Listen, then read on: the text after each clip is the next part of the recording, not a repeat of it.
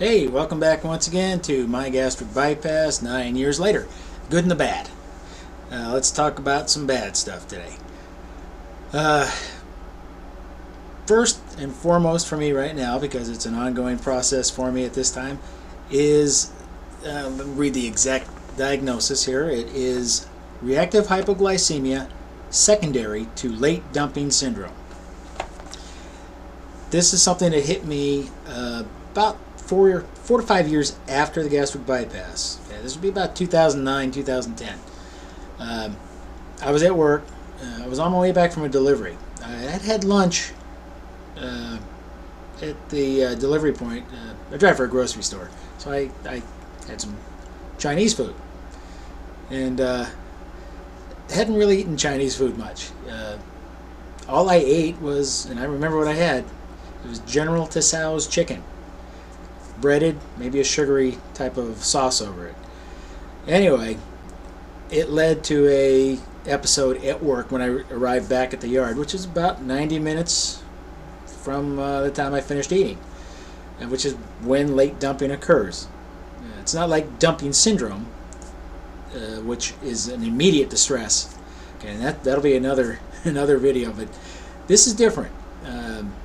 You can eat something that might have hidden sugars or carbs in it, and about 90 minutes later, because of a rapid rise in blood sugar that the taboo food caused, it then creates a low blood sugar, because of the rapid rise in the blood sugar causes my body to secrete excess insulin to bring it down because of that rapid rise. And I've checked with my glucometer.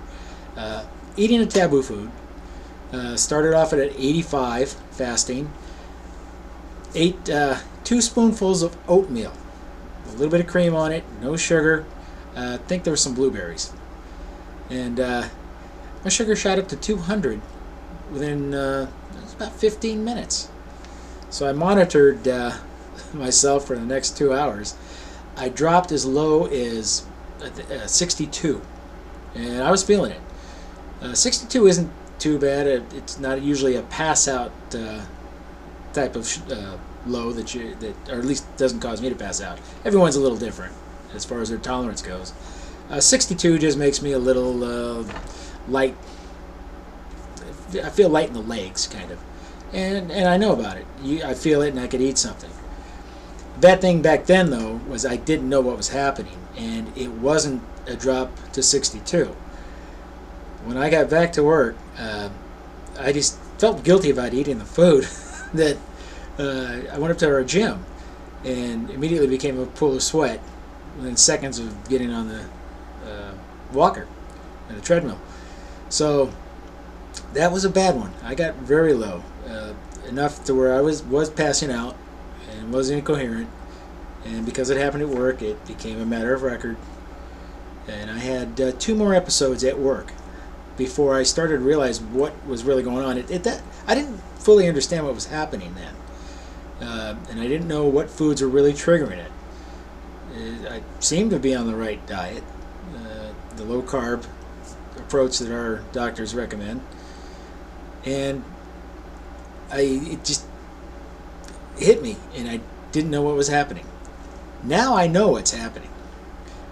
It hasn't really been an issue for me in really a long time. As far as my lifestyle goes, everyday life, not a problem. Unfortunately, for the Department of Transportation, new regulations instituted in the last really few months. When I came back to work after hand surgery to get my recertification at the same time, they denied me because of reactive hypoglycemia, which is on my record. Been there for 5 years, hasn't been a problem until now. So right now I'm sitting at home, which is why I'm having fun making these videos for you. Hopefully for you. It might just be for me, I don't know. The course of action that I'm trying to take now is a drug treatment using miglitol. It's a fairly new diabetic drug that has shown, I guess in studies, that it does work. In fact, I have the study here to show my doctor, hopefully this week. There it is. I don't know if you can see it. Internal medicine. Successful. It says successful.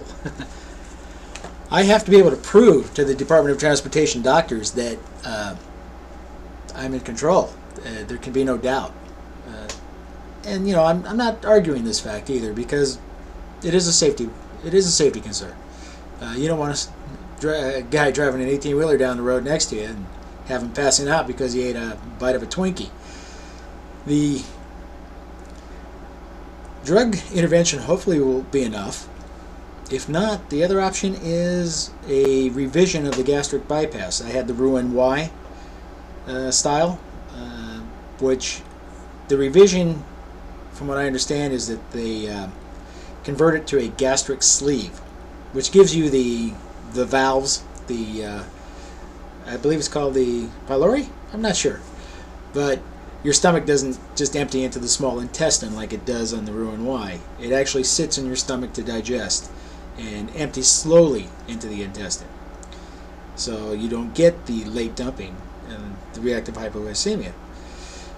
What worries me is with those comorbidities that I had before surgery, the diabetes, hypertension, possible sleep apnea, will that come back? Because basically you're putting your stomach back, almost back to where it was. So I don't want to go that route if I don't have to. Hopefully the drugs will work. There is another issue that pertains to me. I had thyroid cancer, so I lost my thyroid back in 2008. The D.O.T. and the trucking industry right now is discussing whether or not that also will disqualify me from driving too, not having a thyroid gland. So if I did have the surgery here in the next month or two, a few months down the road or next year, I may still be out of a job because of my thyroidectomy. So there's no other reason to have a revision other than to get my job back. Because as far as this bothering me in my everyday life, it's not a problem. I cycle fine with it, bicycling, athletics, as long as I do low carb. And speaking of that, my last bike ride I actually was able to do, which was October 2012. I did it in a ketogenic state, low carb, kind of a high fat diet. I did the whole ride, 100 miles. It took me about 7.5 hours, all on bacon and almonds. I had breakfast before I left of 2 eggs cooked in coconut oil and sipped on chicken broth on the way up to the ride for the salt.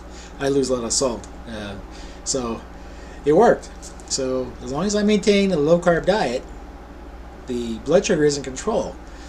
However, that's not enough still for the D.O.T. They want 100%, so I may have to add drugs to that, or possibly the revision of the gastric bypass, which I hope doesn't have to happen. Anyway, next video, hopefully I'll know more what the doctors say. It could be a while before I know, but next video maybe we'll talk more about some of the bad things that can occur, which for me hasn't been much at all. But for right now, we'll leave it at just this ongoing problem that I'm working on right now. And still, even with this, I would still have the gastric bypass again. So until the next video, we'll see you then. Goodbye.